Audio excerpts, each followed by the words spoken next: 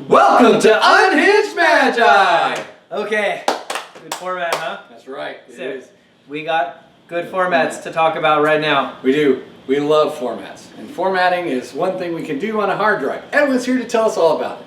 See, when you format a hard drive, what you're technically going to do is you're going to go into the master boot record and you're just going to erase what's actually like looking at the rest of the drive. It doesn't actually have to write zeros and ones to the entire drive.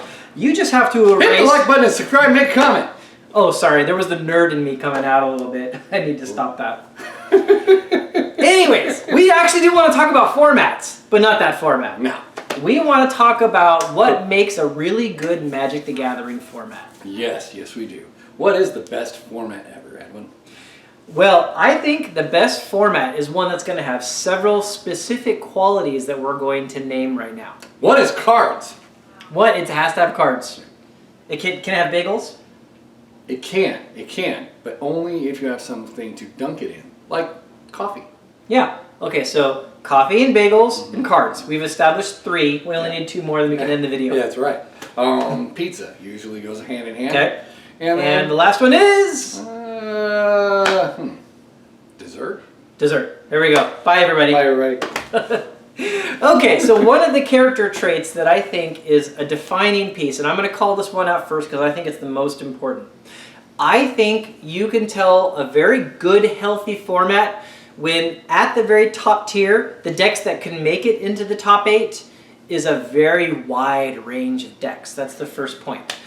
There's a large diversity. You're talking 50, 100 different general types of decks that could be there in some of the top slots, right? You're not set to like 1 deck or 2 decks or something like that. Right, and you can actually mix it up and you can actually have creativity within those deck ranges of tier 1. Yep. Yeah. Instead of just like 5 tiers and that's it. Yeah, they don't have to have like a specific list. Decks. You could flavor it with your own different win condition or change the creatures slightly to be a bit more anti-red or a bit more anti-blue or something like that, right? Yeah, and maybe you swap it out with a sidebar. And we're all also, this best format ever is for Magic the Gathering, if you hadn't noticed. Yeah, we talk about Magic. I mean, look at his hat. Look at this old school group. Like, play Magic like it's 1993 and 94, guys. I mean, come on. That's what we talk about, right? Okay, so a second character trait that I think is actually very equally important. Well, not equally. I think a little less, but very important. Let's say that. A little less. Just right behind it. I think that all of the archetypes, the types of decks, need to be represented in this format. You want to have some combo. You want to have some creature. You want to have a mill deck. Right. You want to have a control deck. You want to have a burn deck, right? Steel creature deck. No, yeah, you want to have a deck that just has good synergy, you know, where the creatures all play into each other's abilities. Like, you want to have good aggressive, good defensive, discard, right? Yep. You want to be able to run the gamut, like, because people have their favorite type of style. Like, what's your favorite style? Mine is to steal your stuff and beat you with that. That's the one I really like. That's the one I literally hung on to with Control Magic. Once I found Control Magic and Steal Artifact, I was sold on stealing your stuff and beating you with you. So anything like Old Man at Sea, Preacher, any way I can get a creature and kill you with it is like my go-to thing. I can personally certify that when he steals my creatures, he laughs like a little kid again. I do. It's really fun. Yeah, see. And if I can actually kill you with your own creature, priceless. Now, another character trait of what defines a really good format is the affordability. Yes, true. Because if you can't buy it, you can't play it. Right. Now, this unfortunately is something that hits old school pretty hard because I really love the old school format. That's a majority of my original YouTube channel is focused towards old school. I love the format. But, I mean, you'd be crazy to call it affordable. I mean, so you can play a budget deck in it and you can actually do okay. You don't just get, like, knocked out. But, I mean, some of the cards in it are crazy, and that's like a huge knock against it. Yeah. And if you can't actually buy those cards, you're not going to be able to even to be remotely competitive within the old school format. And because they won't allow the extra stuff. Yep. However, if they limited that top, I'm just saying, you know, every once in a while, throw in the lower tiered, you know, where they remove the Black Lotus and they remove the Front. I'm just saying that would be a better solution to have both in the mix. Yeah, just to spice it up a little bit would probably be a good thing.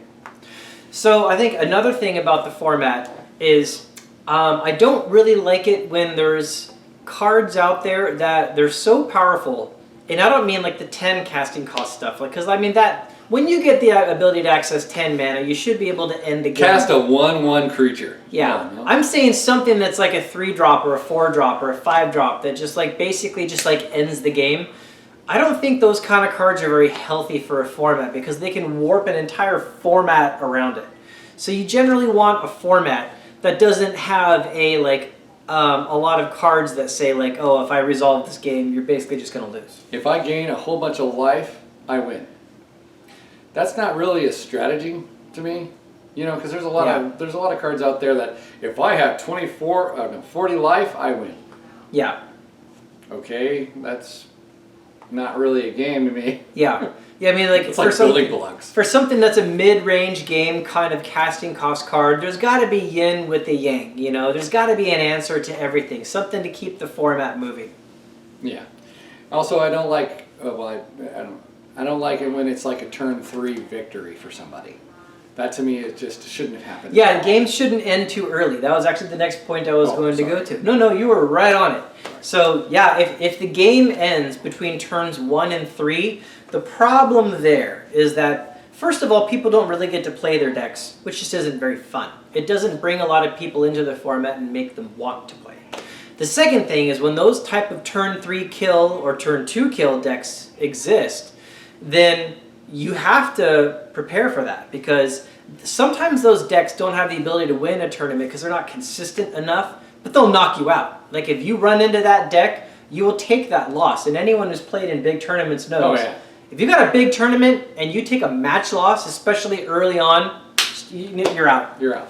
And so like, you know, a lot of people will go like 0-2 drop, right? I mean, that's a thing in Magic is 0-2 drop. Oh, I lost my first 2 matches, I'm done. Because there's no way I'm going to win this tournament. Of course, when I do that, I just keep playing because I have do nothing too. better to do. You know, it's funny, like I've got other videos where I specifically talk about it. Like if I get on a plane and I fly to a place to play Magic, Yeah. I'm going to play Magic because like I like to win, but I don't play to win. I play because I enjoy it. And that's actually, it's one of my biggest issues also because like I will intentionally play a deck that is good, but it's got flavor and I like to play it and it's fun. Because that way, even if I just get pounded, I'm at least playing a deck that I like and I get to enjoy that. Yeah. But that's just me. Personally, not everybody feels that way. Yeah, I just wanted to get more experience in, play, and, you know, have fun with the tournaments and that kind of stuff. Of course, I kept running into people that, you know, different stairs. Yep. Different story. So another aspect of a very well-balanced format is one where all of the colors are generally represented. You know, it's not like one color completely dominates. Blue! Blue is the most powerful color of all time. Which it is in Vintage, Legacy, all that. And it's also not a case where like there's a color that's just junk. That like there's nothing good in it really to play. Everybody just generally avoids it. I don't want either of those extremes to exist in this fictitious, perfectly well-balanced format. I don't think there is a color that everyone avoids in old school. Nobody plays purple. You know, I have no purple cards. Me neither, I need to actually. start going to get those. That They're is a hated too color. expensive, though. I mean, the purple flower Munyon, he's like a $400,000 card. Yeah, technically dividing by 0 is infinity, so there you go. Yeah. Yeah, purple is an infinite cost because they don't exist. Yeah. Yeah. So yeah, I think this is an interesting topic to talk about because, you know, people like to talk about what their most favorite format is, what they enjoy, what they don't enjoy. And I've actually tried having discussions with people many times, like asking them what they think makes a really good format. And I've tried to offer things out there that I think what makes this format better than this one and such. And of course, it's very subjective. I mean, anyone can like their own artwork. Anyone can like their own favorite thing. Of course. I got no rule over that. But if I'm going to try to like define what I think makes a format balanced, I think it's the topics generally that I just throw up to your YouTube channel. There you go. Enjoy that. That would be the best format ever. Yeah. But is there one that qualifies for all of that? You know, if it wasn't for the cost, I would say old school hands down. The old school fails the test of cost of entry horribly. But in terms of like balance, it's amazing how many different decks are actually competitive in that format. That is true. There are tons of competitive decks out there for Yep. that. And there's an awful lot of like budget strategies that are like incredibly viable, right? That can succeed. That actually can succeed. They have actually won larger tournaments. It's happened. So For yeah. sure. So But yeah, it almost fails the cost side. Pauper is actually a fantastic format as well. I used to actually play a lot of Pauper before it was like a big thing. Back when I was doing EDH games and such, my friends and I would play Pauper, and we would actually do the rule where you can have 6 uncommons, but the rest have to be commons. And the rule also was like any card that was ever printed as a common meant you were allowed to play it as a common. So like Counterspell and stuff like that was like a legal card. And so we really enjoyed that. And you know why I enjoyed that the most? Do you know why? I do not. Because I haven't told you yet. Yeah, I know. The reason why I enjoyed that format the most is it was totally unexplored. Like at that time, there was no big internet following on Pauper, and you would literally just sit down with a bunch of crap cards that like nobody else was using, and you would build a deck that nobody's seen before. And it's like those old nostalgic juices of just, you know, all of this unexplored territory just came rushing in. And the thing is, like, I mean, you can do that even today. You can come up with your own deck, but the thing is, you know what happens. You come up with your own deck and you go to a Modern or a Legacy tournament, and the already well-oiled, refined decks are just going to, like, pound you in sand. Yeah, they're just going to pound you into the sand. But in Pauper, you could sit down and come up with something very different, and maybe your deck was kind of garbage, but you know what, theirs was too. And so it actually worked out pretty well. Yeah. So I really I've never enjoyed played that. Pauper. I've never played it. Yeah. So I haven't played it for a lot of years since then, and I think it's probably morphed into its own thing. Maybe it's a bit more solved now. I bet you there's a lot of tier 1 deck for Pauper or something. Yeah, I'd have to go look at it. In fact, like if you guys think there is, like, give me some comments below, because I've been checked out of Pauper for years now. So there we go. That's what I was thinking for what makes the best format ever. So I want to hear what you guys think about what actually makes the best format ever. True. And what do you think the best format currently is? Yeah, I want to hear about that too. Good point. Thank you. What do you think the best format is? Okay. All right, that's it. So thanks a lot, guys. It's game over. Bye. Bye.